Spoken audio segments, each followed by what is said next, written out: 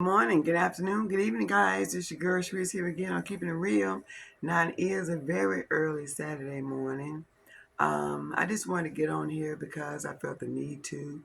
Some information, some things that I think you need to really be aware of. Um, First of all, I want to say that what they say and what the information that you read, the videos that you see about narcs coming back, they do. Okay. Okay, so let's get right to it. So, like I said, I was dealing with my narc for 25 years.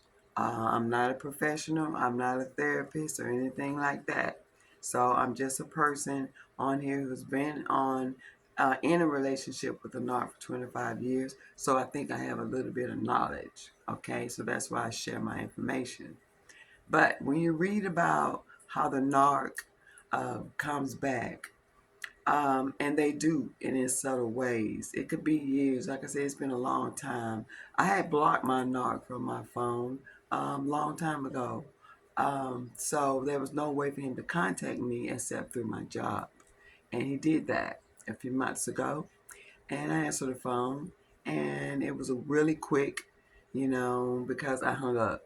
It was a quick, it wasn't even a 2-minute conversation because I was already off the phone.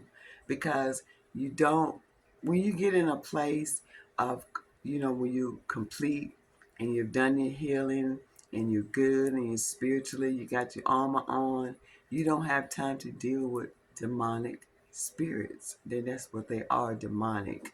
They really are. And so just recently, this week, my knock called my job about 3:30 in the morning, which was unusual, but that's the time they creep anyway. So anyway, another story. But so I answered, and my reaction was like, "Oh God, here we go. What now?" So I just said, "Okay, let me do it. What you want?" And so it's like, "Oh, I just want to let my daughter is having a graduation when we going to go. Great, fine, of course I want to go." But here's the thing, guys, that you need to realize.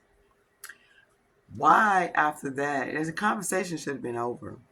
So why is it that you need to know about my love life, my relationship, what I'm doing in life right now, how things going, how am I doing? And you know what? I gave him answers, but I only gave him crumbs. I didn't tell him exactly what was going on in my life because it's none of your business. Okay? You will stay in the dark all the time. I'm going to only tell you what I want you to hear, like y'all used to do. Okay? So, when they say that these guys do not change, and I'm going to tell you something else that I really want to emphasize why they don't change, and I see it. Because in that 25 years, there was one thing that he knew that got on my nerves, irked me. Like I just didn't want to hear it. Don't even bring it up. Guess what he did? He brought it up. But guess what he got? He got indifference. He got no reaction from me. Because let me tell you something, guys.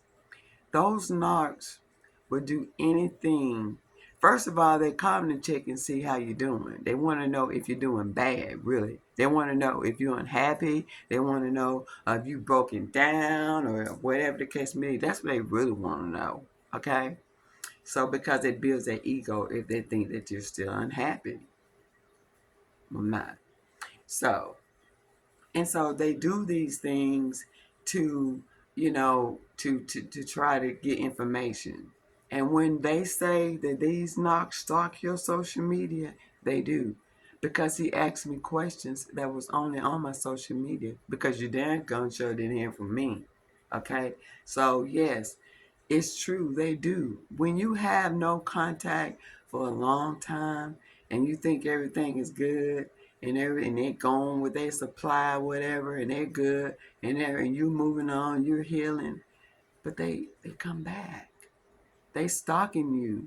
They looking at your social media. They looking at what you're doing because they want to see if you're unhappy. Because my knock told me, why should we even break up when you know you're never gonna leave me?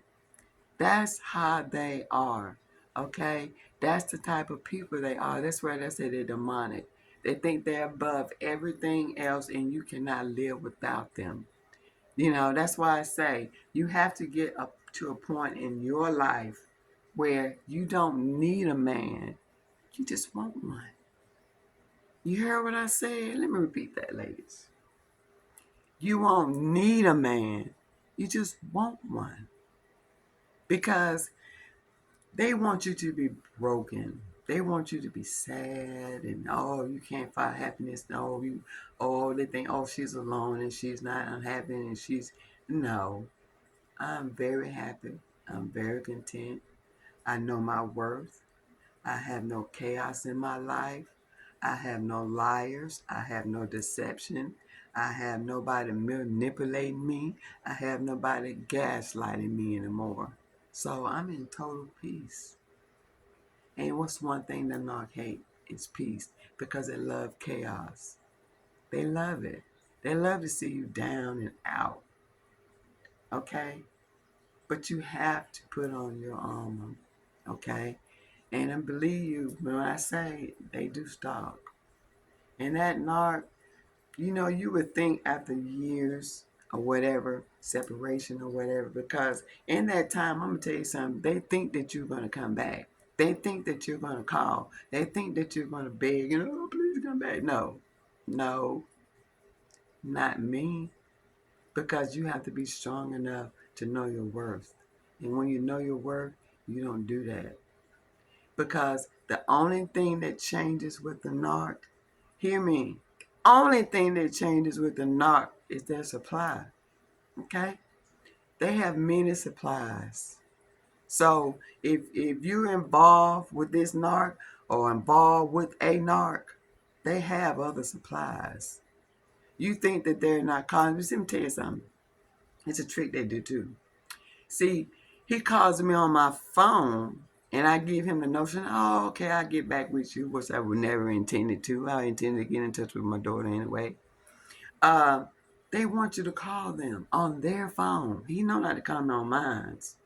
So he wants me to call him on his phone so he can say, look, see, they can't get over me. They still ain't over. They still unhappy, blah, blah, blah, blah, blah. Honey, let me tell you something. You'll never get that call. Sweetheart, you have nothing to worry about. I have had no contact with this fool, and I don't want any contact with this fool. Okay? He calls me on my phone at work, and please tell him to stop. Okay? Whatever's going on over there, keep it over there. Okay? Keep your mess over there, because here is peace. I know who you are, mister. You have taken your mask off in front of me. You can fool everybody else in your circle. And I've already warned your friends. I've already warned your family. Whether they want to believe me or not, it really doesn't make any difference to me. Because ultimately, the truth always prevails. It always does. It's always two sides to every story. And I'm sure that you've been shown and told the side that I'm bitter, I'm this, I'm that, I'm no good, and whatever the case may be. But sweetheart, you can see that I have grown. I'm not that person who you thought they were. You were the people that was on his lips talking about, jealous of him or what he has. And like I said again, stuff that he is stolen or either mimic. So there's no success in that. There's no success in that. Because when you are focused on nothing but greed and money, manipulation, deception, that is nothing of God. And those are the main people. And he is the main person that goes to church and still is not a Christian. How can you be a Christian and treat God's children the way you do? Manipulate, steal, lie, deception, gaslighting, just to get your ego up because you hollow inside. That's the problem. They have had childhood trauma and they're taking it out on you. And they want to feel better about themselves, so they try to put you down. And baby, the love bombing, don't go for it. Because what they do is they love bomb you in the beginning just like me. You think you are you think that they are everything that you have ever wanted. He mimicked everything that I wanted for my child before I got pregnant. Okay, we had conversations. Everything I want, oh, he wanted it. But it changes over time, and you begin to see, and it begins to be too late.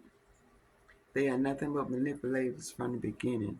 If they're with you, they're with you for a reason. You're giving them a choice. You're giving them ego boost. You're giving them a supply that they can't get anywhere else. Okay? Or you're taking their stuff, or you letting them cheat. That's why my narc and I couldn't get along. It's because he was a constant cheater. Cheater. That's all they do. And they expect you to put up with it, and I refuse, because that's not love and it's not a relationship. Okay, it's not. And it's not because he always said, oh, you just want to argue. That's what they always say. They always want to put the blame on you. But it's not on you. It's just you trying to live a great life and have a great relationship, and they just want it to be chaos. They want to cheat and still stay in a relationship, and you just put up with all that crap and abuse. But you don't have to, because, like I said, please, ladies, get your armor on. Pray about it. Go no contact. It's the best thing you can ever do for yourself. And keep your peace. Because they are nothing but vampires. Okay? That's all they are. And you have to keep them away. So, I just wanted to really get that out there, because I want ladies to understand is that they do not go away. You think they are, but when you're doing good, they come back around. They want to know what you're doing. And don't give them the ammo. Don't tell them anything. Let them wonder, just like they did you. Okay? It's your girl. And I'm always keep it real with you guys. And I hope that you have learned something from this. Please read. I say it again. Please read. Because everything I'm telling you is true. They're vampires. They're no good. They're cheaters. They're liars. And they don't change. They just change supply. It's your girl. Keep it real.